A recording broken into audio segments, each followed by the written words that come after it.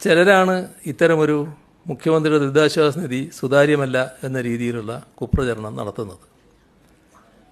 നാടിതുവരെ സാക്ഷ്യം വഹിച്ചതിൽ ഏറ്റവും ദാരുണമായ ഈ ദുരന്തമുഖത്തും ഇത്തരത്തിലുള്ള വ്യാജപ്രചരണം ചില തീർത്തും പ്രതിലോമപരമായി നടത്തപ്പെടുകയാണ്.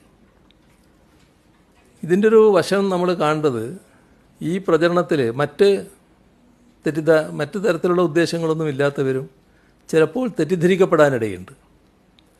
അവർ യാഥാർത്ഥ്യം എന്താണെന്ന് തിരിച്ചറിയണമെന്നുള്ളതുകൊണ്ടാണ് ഇതുമായി ബന്ധപ്പെട്ട ചില കാര്യങ്ങൾ കൂടി വ്യക്തമാക്കുന്നത്. മുഖ്യമന്ത്രിയുടെ ദുരിതാശ്വാസ നിധി ഒരു ഇലക്ട്രോണിക് പ്ലാറ്റ്ഫോം വഴിയാണ് നിയന്ത്രിക്കുന്നത്. സീനിയർ IAS ഉദ്യോഗസ്ഥനായ ധനകാര്യ പ്രിൻസിപ്പൽ സെക്രട്ടറിയുടെ പേരിലുള്ള അക്കൗണ്ടിലേക്കാണ് ദുരിതാശ്വാസ നിധിയിലേക്കുള്ള സംഭാവനകൾ വരുന്നത്.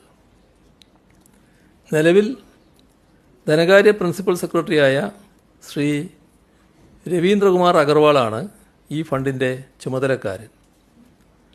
ദുരിതാശ്വാസ നിധിയിലേക്ക് കടക്കുന്ന സംഭാവനകൾ SBIയുടെ തിരുവനന്തപുരം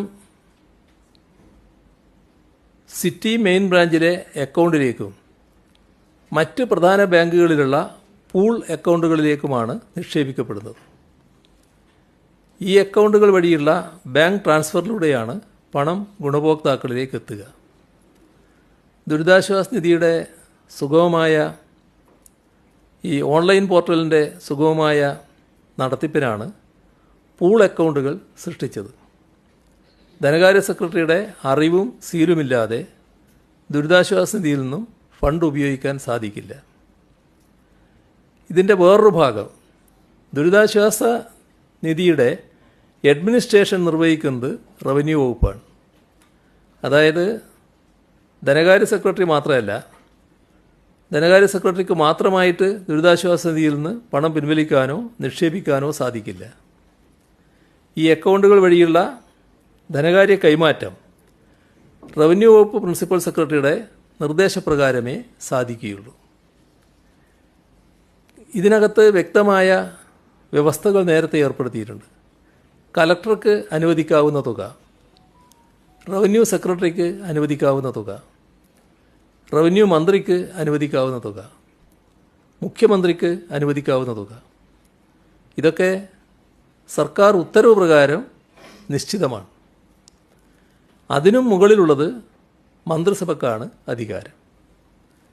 ദുരിതാശ്വാസ നിധി വഴി ലഭിക്കുന്ന സഹായം, വിനിയോഗിച്ച തുക, ഗുണഭോക്താക്കളുടെ വിവരങ്ങൾ തുടങ്ങിയ എല്ലാ വിവരങ്ങളും വിവരാവകാശ നിയമത്തിൻ്റെ പരിധിയിൽ വരുന്നതാണ്.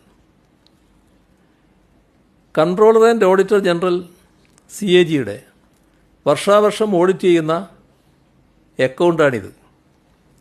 അക്കൗണ്ട് ജനറൽ ഓഫീസിൻ്റെ ഓഡിറ്റ് വിഭാഗം ദുരിതാശ്വാസ നിധിയുടെ 2016 ഏപ്രിൽ 1 മുതൽ 2019 ഓഗസ്റ്റ് 31 വരെയുള്ള ഓഡിറ്റ് പൂർത്തിയാക്കിയിട്ടുണ്ട്.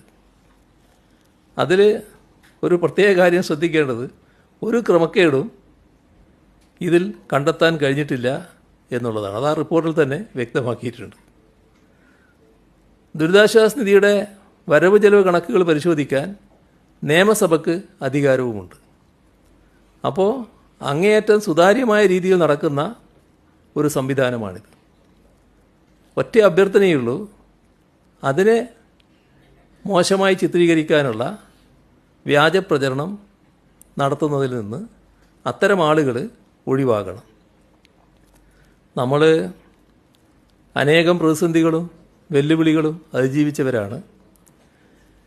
തീർത്തും സങ്കുചിതവും പ്രതിലോമപരവുമായ ഈ പ്രചരണത്തെയും നമ്മുടെ നാടിന് മറികടക്കാനാകും എന്ന് തന്നെയാണ് പ്രതീക്ഷ.